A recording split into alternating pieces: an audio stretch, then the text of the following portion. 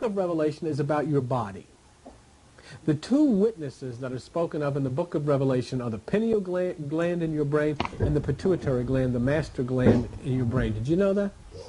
And that all of the fighting that goes on and all of the different nations and the rivers and the seas all deal with the endocrine system of your body and that which is the upheaval in your body. And God, through revelation in the hidden mysteries of the East, is giving you directions on how you can put all of this together and how you can get your body and your mind in harmony. Isn't that nice? Or would we rather have it the way these guys on TV says God and Jesus are sitting up now plotting and planning the nuclear holocaust that they're going to unleash on the world called Armageddon when they kill a third of the people? Do you want to believe that? I don't think so. We've had enough of that nonsense. We've had enough of that literalism. Now we want to join into the new movement of unification of the world's people, peace to the animals, peace to the forest, peace to the seas, peace to all through Christ and through this new age of love. Isn't it? I mean, doesn't that make sense? Or must we continue the drug culture and the teenage suicides and the hospitals filled, the jails filled, the insane asylums filled, the violence, the poverty, the stress, the drugs, of all of the things that are part of what we call our Christian country? I tell people in church, for God's sake, stop being a Christian. Be a Christ.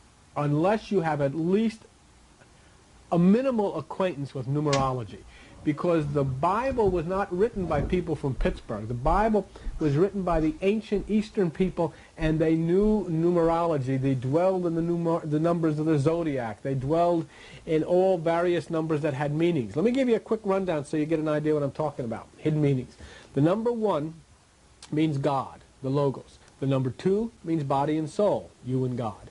The number 3 means new life, resurrection, a new beginning. Jesus was in the tomb 3 days. Jonah was in the whale 3 days.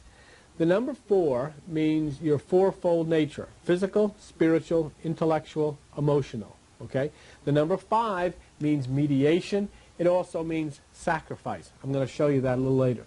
The number 6 means doctrines, laws, religion. Don't you remember when Jesus turned water into wine? Water can mean on the lower level emotionalism. He turned water into wine. How many jars of water did it say he turned into wine? 6. 6. In other words, he was turning the religion of the letter into that which is the movement and the divine essence of the Spirit. That's what it means, changing water into wine. Number 7 means divine intervention. Joshua walked around Jericho how many times? 7. And the walls came tumbling down. 7 means divine intervention. There are 7 nerve centers, or 7 chakras that rise from the base of the spine to the top, which are the 7 levels which a person walks in order to find that which is the pineal or enlightenment. It's all part of the Bible. It's all part of the ancient wisdom which is covered up in numbers. That's why a lot of your religious teachers, and you see them on TV, and they make such a terrible mistake. You know what they do? They go and say, well, there's going to be 7 years of tribulation. It doesn't mean that. The number 7 means divine intervention. What that means is when tribulation comes to your life, God will intervene on your behalf. It doesn't mean that God is going to send 7 years of terror. It means that God will intervene when the struggle comes against you. That's what 7 years of tribulation means. Divine intervention is 7. Number 8 means rupture, separation. Number 9 means the human consciousness. We're going to talk about that a little bit. Number 10 means completion. And the number of perfection in Hebrew is 12, which corresponds to the most ancient zodiac. Okay? Let's take a look at the number 9.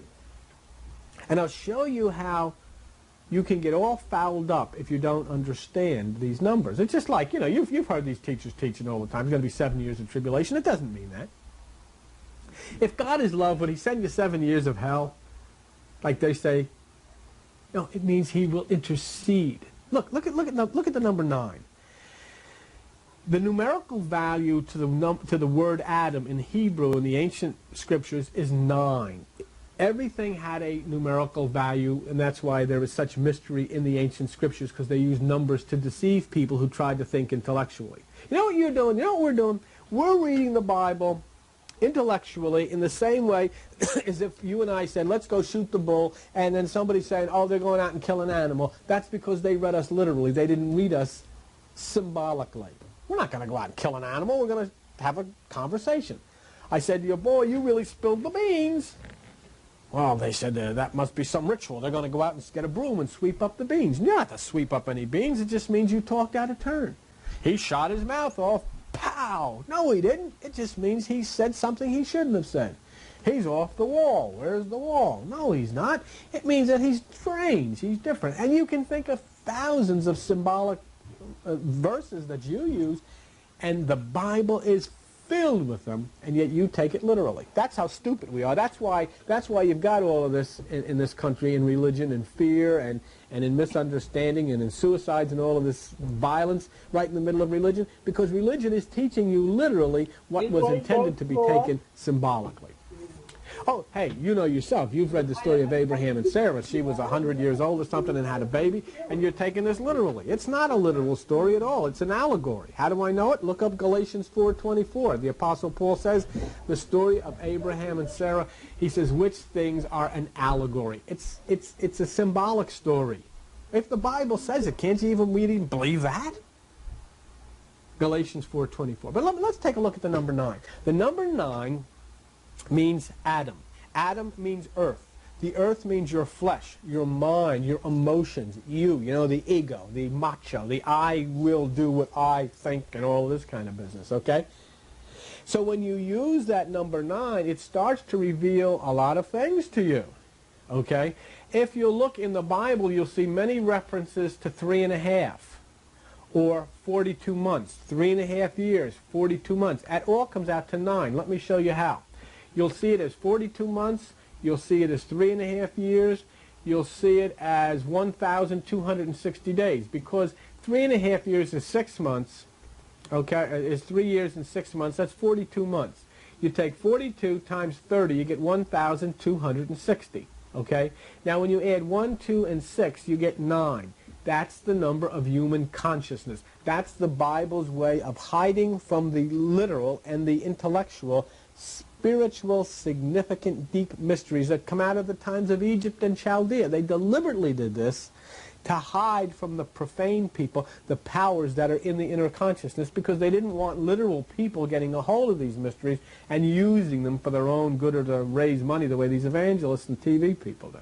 Okay, this isn't for that. This should not cost you a dime.